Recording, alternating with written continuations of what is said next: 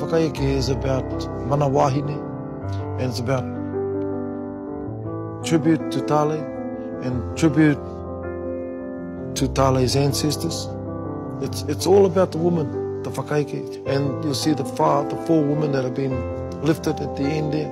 Those are the four wives of Rangitihi. Whakahirahira, te upoko i takaya ki te akatea, meaning Rangitihi, that famous man who had his head bound after a battle. From those four wives we get the eight children. Ngā Pūmanawa I Ōrehu, Te Arawa, which is all these Ngā Moana, the Lakes District, Te Arawa, that descend of Rangitihi.